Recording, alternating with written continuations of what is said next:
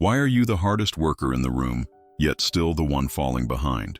You give everything every day, but your results look like you're barely trying. It feels like a total injustice, putting in the most effort only to receive the smallest reward. You're caught in the grind, but the gap between your sweat and your success is only growing wider. While others climb the ladder with ease, you are exhausted, stuck on the first rung, carrying a burden that feels heavier with every step. It's not that they have more talent, it's that they aren't fighting the iron with brute force like you are. You are likely tired of being tired, feeling a burnout that no amount of sleep can fix. But what if I told you that the weight crushing you isn't actually the work itself, but a collection of stones you were never meant to carry? Today, an ancient blacksmith's lesson will save you from years of wasted effort and empty pockets. We are going to fix your forge and stop the bleeding before you snap under the pressure. But before you can use the law of leverage to change your life, you must understand the fatal mistake most people make, a mistake that turns their ambition into a prison. To see how this trap works, you need to meet a man named Thomas. Why is it that the folks working the longest hours often end up with the shortest end of the stick? We've all been sold this lie that grinding 24/7 is the only ticket to the high life. But let's be real. If sweat alone was the secret sauce, the hardest-hitting laborer would be the king. Instead, you see people wearing their exhaustion like a badge of honor, running on fumes while their lives stand still. You are spinning your wheels in deep mud, getting dirty but not moving. You might think you're being dedicated, but you're actually trying to fell a giant oak with a butter knife just because you're willing to swing it. Your hands are raw, your heart is heavy, and the numbers just aren't adding up. But here is the truth that hurts. Most people are so caught up in the noise of the work that they completely miss the rhythm of results. They are striking the iron at the exact moment that guarantees failure. There is a specific reason why your force is being rejected by the universe, and it's hidden in the way Thomas handled his hammer. A mistake that is likely draining your bank account right now. Thomas was the kind of man who thought more was the only answer to the question of how. From the first crack of dawn until the stars claimed the sky, his hammer sang a relentless, heavy tune. His forge was a chaotic symphony of sparks and noise, a place where sweat was treated as the primary currency. He'd tell you with a straight face that if you aren't completely exhausted, you simply aren't trying hard enough. He looked at his blistered, bleeding hands as if they were trophies won on some grand battlefield. To Thomas, every drop of perspiration hitting the dusty floor was a down payment on a future fortune. He scoffed at the idea of planning or systems, seeing them as excuses for those too soft to handle the anvil. He was convinced that if he just swung that 20-pound hammer a bit faster, the gold would finally start flowing in. But while Thomas was busy wrestling with cold metal, his pockets remained surprisingly light. He was carrying the stone of his own ego, believing that his pain was a prerequisite for success. He didn't realize that he was waging a war against the iron that he could never win with muscles alone. But what Thomas didn't see, and what you might be missing, is the quiet secret being practiced just across the square. A secret that allows a man to work half the time and gain 10 times the reward. To understand why Thomas was failing, you have to look at the man who stopped swinging the hammer. Across the cobblestone square sat Richard, an old blacksmith whose shop felt more like a sanctuary than a factory. While Thomas was creating a racket that could wake the dead, Richard's forge hummed with a calm, deliberate energy. You wouldn't see him panting or wiping away buckets of sweat. Instead, he'd often be found just leaning back, watching the coals. It looked like he was barely lifting a finger. Yet everyone in the kingdom knew his name was the only one that truly mattered. He didn't just work with his hands. He worked with a strategy that made the heavy lifting look like child's play. Richard wasn't interested in winning a hardest worker contest. He was busy winning the game of high-level efficiency. He knew that the real profit doesn't come from the volume of the noise, but from the quiet precision of the strike. He had a system for everything, from the way the air flowed to the exact timing of the heat. While Thomas was exhausting his muscles, Richard was conserving his energy for the moments that actually counted. But how can a man do less and achieve 10 times more? The secret lies in a power Richard possessed that Thomas hadn't even discovered yet. It's a power that allows you to drop the stones of manual labor and pick up the lever of destiny.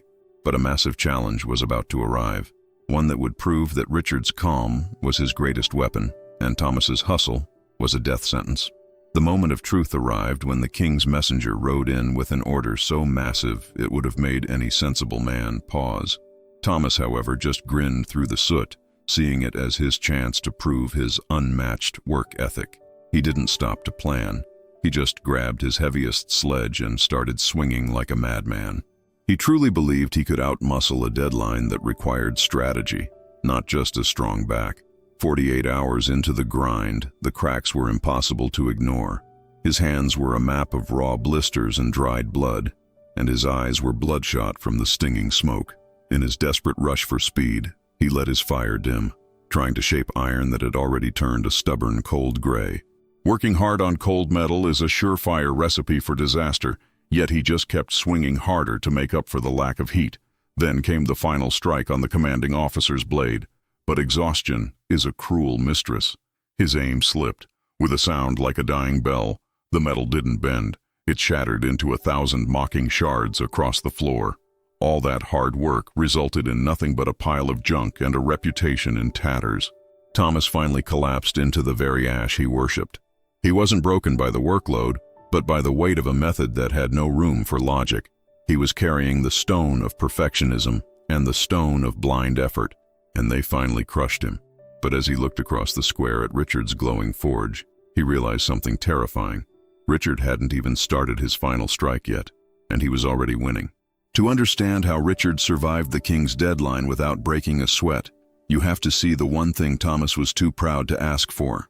Thomas dragged his feet across the square, carrying the broken remains of his ego in a heavy leather sack. His shoulders were slumped, a sharp contrast to the steady, upright posture of the master he was about to visit. It's a tough pill to swallow when you finally realize your best simply isn't enough to get the job done. He dumped the jagged shards of the officer's sword onto Richard's clean workbench, a heavy, metallic clatter that sounded like the end of his career. "I did everything they told me to," Thomas rasped, his voice sounding like he'd been swallowing hot gravel. "I didn't sleep, I didn't eat, and I swung that hammer until my muscles literally screamed for mercy." He looked at his ruined palms, searching for a justification for why all that hustle had left him empty-handed. Richard didn't say a word at first. He just studied the grain of the shattered steel. He let out a slow, heavy sigh that spoke volumes. "Strength is a fine thing, Thomas, but it's a poor substitute for the wisdom of knowing when to strike." Richard could see the burnout etched into every line of the young man's face, a map of effort without a compass. Thomas was making the same tragic mistake most folks do, mistaking the noise of the struggle for the music of success. But Richard saw something else, a fatal flaw in Thomas's fire that was making the iron impossible to shape. And until you see this flaw in your own life, you will keep breaking your own heart.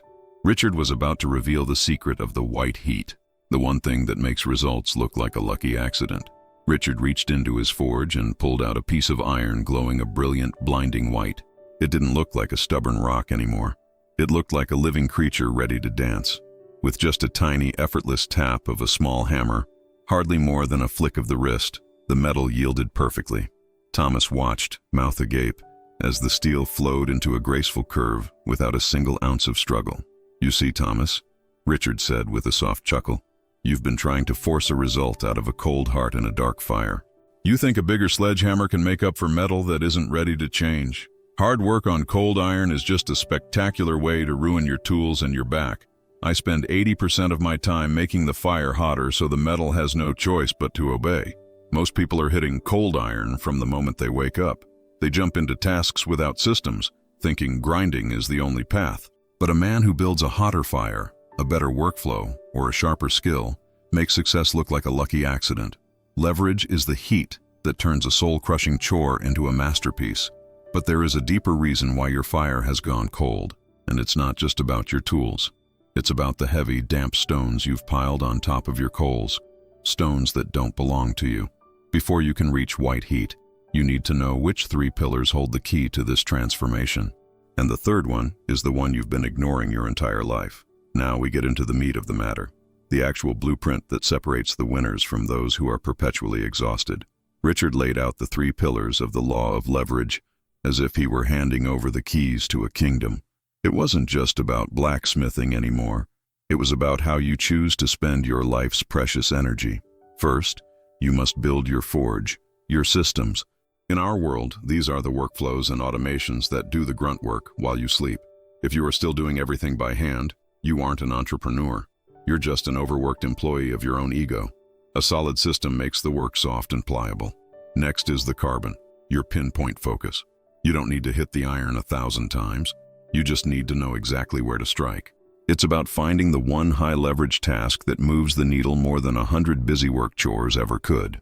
But the third pillar is the one that everyone gets dead wrong, the tempering or strategic rest.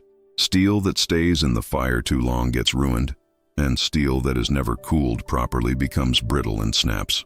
You aren't a machine, and trying to act like one is a fast track to a mental breakdown. Rest isn't a luxury, it's a vital part of preparation for greatness. While the 99% are out there bleeding for crumbs, the masters use these pillars to build empires with half the effort. But here is the mystery. Why is it that even when people know these rules, they still feel guilty taking the rest they need? There is a hidden weight, a stone of obligation that prevents most from ever successfully tempering their lives. And until you learn how to drop that specific stone, your forge will always be cold. Thomas was about to discover a radical way to automate his struggle. But first, he had to face the axe he had been neglecting.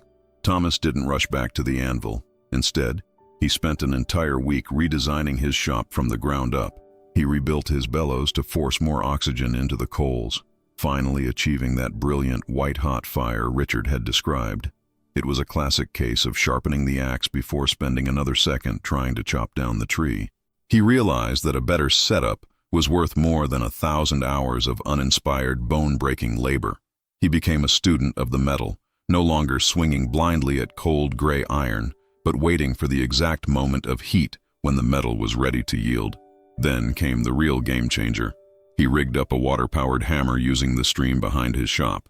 He realized that gravity and nature could do the heavy lifting far better than his own 2 arms ever could. This was his version of modern automation. While other smiths were still panting and straining, Thomas let the river do the grinding while he focused on the details. He had successfully moved from being the engine to being the engineer. But as the village watched this transformation, a new question arose. Can a man really gain the king's favor and massive wealth while he spends half his day just watching the river? The villagers were about to witness a level of productivity that seemed like pure magic, but the real secret was something Thomas had removed from his life, something you are likely still clinging to. When the hammers started falling again, the villagers couldn't believe their eyes or their ears. Instead of the frantic, chaotic banging of the past, there was a steady, rhythmic pulse, the heartbeat of a master. Thomas was now churning out 40% more blades than he ever did in his hustle days. And the quality? Those swords were so sharp and balanced they looked as if they had been forged by the gods themselves. But the biggest change wasn't in the steel, it was in the man. Gone was the thick layer of soot and the look of someone one bad day away from a total breakdown. Thomas stood tall and calm, guiding the metal with the grace of a conductor leading an orchestra.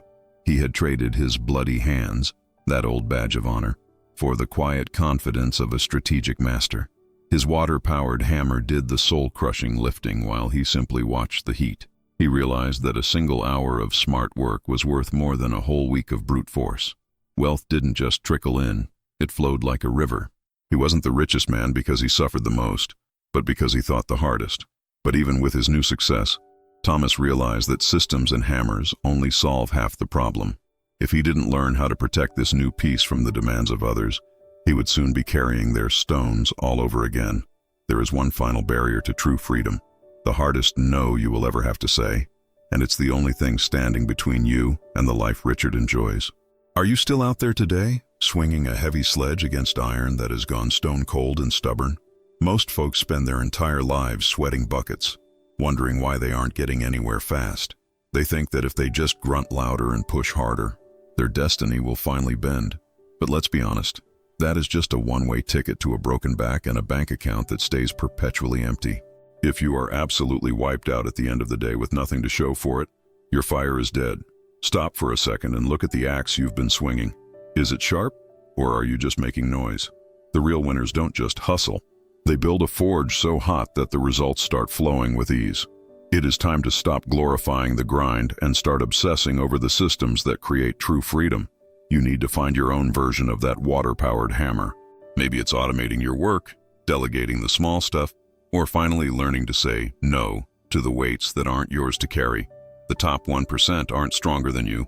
They simply refuse to work on cold, gray iron. But there is a reason you haven't dropped that heavy hammer yet. There is a deep-seated fear that if you stop grinding, everything will fall apart. This is the ultimate stone, the weight of expectations that aren't even yours. I've spent years studying how to remove these stones and build a life of white heat efficiency. And in the next 60 seconds, I'm going to show you exactly how to access the blueprint that Thomas used to reclaim his life and his fortune. You've seen the two paths.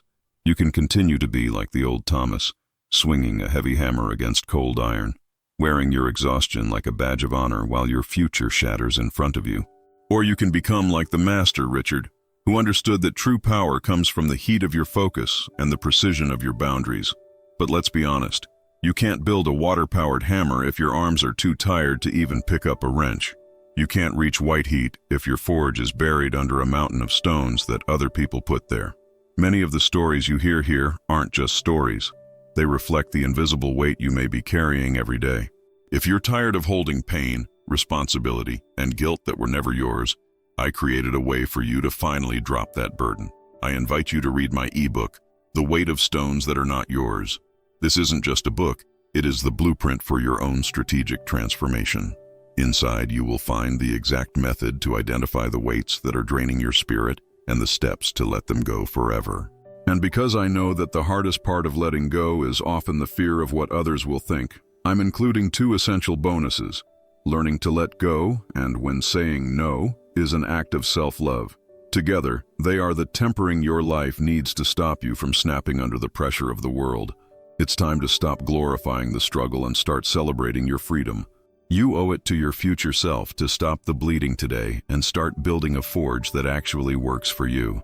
The link is in the description and in the pinned comment below. Go there now, grab your copy, and let's start heating up your iron. Now go sharpen your axe.